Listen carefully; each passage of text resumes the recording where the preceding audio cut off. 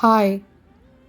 நான் மாடியில் தோட்டம் வைக்கிறதுக்கு முன்னாடி என்னோடய பால்கனியில் சின்ன சின்னதாக பூச்செடிங்க வச்சுருந்தேன். மல்லி, முல்லை, ஜாதி மல்லி, கனகாம்பரம், குட்டி குட்டி ரோஸ் இந்த மாதிரியெல்லாம் அழகழகாக பாட்டில் வச்சுருப்பேன்.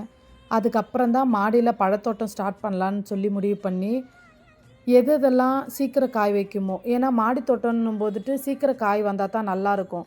விதை செடியெல்லாம் வந்து சீக்கிரம் காய் வைக்காது. கிராஃப்டட் பிளான்ட்ஸ்னால் சீக்கிரம் காய் வைக்கும். ஒரு 2 வருஷம் 3 வருஷத்துக்குள்ளே காய் வைக்கிற மாதிரி பிளான்ட்ஸ் எல்லாம் சூஸ் பண்ணி அதெல்லாம் அழகாக வாங்கி லைனாக அடுக்கி வச்சுருந்தேன். ஃபஸ்ட்டு நான் தோட்டம் வைக்கும்போது ட்ரெயின் செல் மேட் இல்லாமல் அப்படியே வெறுமனே க்ரோ பேக்கு தரையில் படுற மாதிரி தான் வச்சுருந்தேன். அதுக்கப்புறம் தான் ட்ரெயின் செல் மேட்டு வாங்கி அழகாக அடுக்கி வச்சுருந்தேன். அப்படி இருந்தும் ட்ரெயின் செல் மேட்டு வச்சுமே இந்த செடிக்கு தண்ணி ஊற்றும் போதெல்லாம் அந்த பேக் அடியிலலாம் கொஞ்சம் ஈரப்பதம் இருக்கிற மாதிரி இருக்கும், மண் கொஞ்சம் வெளியே வர மாதிரி இருக்கும். அந்த மாதிரி இருந்தால் மாடிக்கு சேஃப் இல்லைன்னு சொல்லிவிட்டு அதுக்கப்புறம் ஸ்டாண்ட் வச்சு அழகாக லைனாக அடுக்கி வச்சுருந்தேன். என்னோடய மாடித்தோட்டம் ஃபுல்லாகவே பழச்செடிங்களாக தான் இருக்கும். ஏதோ கொஞ்சம் தான் பூச்செடிங்க இருக்கும். ஒருத்தர் போக வர மட்டும்தான் வழி இருக்கும். அந்த அளவுக்கு தான் ஃபுல்லாகவே தோட்டம் வச்சுட்டேன்.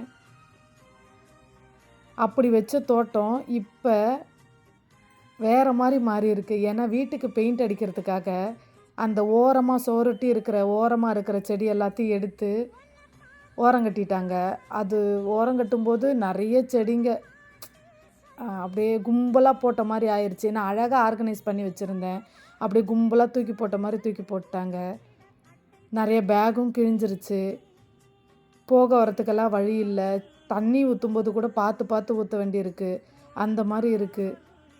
இந்த ஒரு டயலாக் வரும்ல, எப்படி இருந்தனா இப்படி ஆயிட்டேன்ற மாதிரி, எப்படி இருந்த என்னோடய தோட்டம் இப்போ இப்படி ஆயிடுச்சு. இதுக்கப்புறம் இவங்க வேலையெல்லாம் முடிச்சதுக்கப்புறம் செடி ஆர்கனைஸ் பண்ணி வைக்கணும்.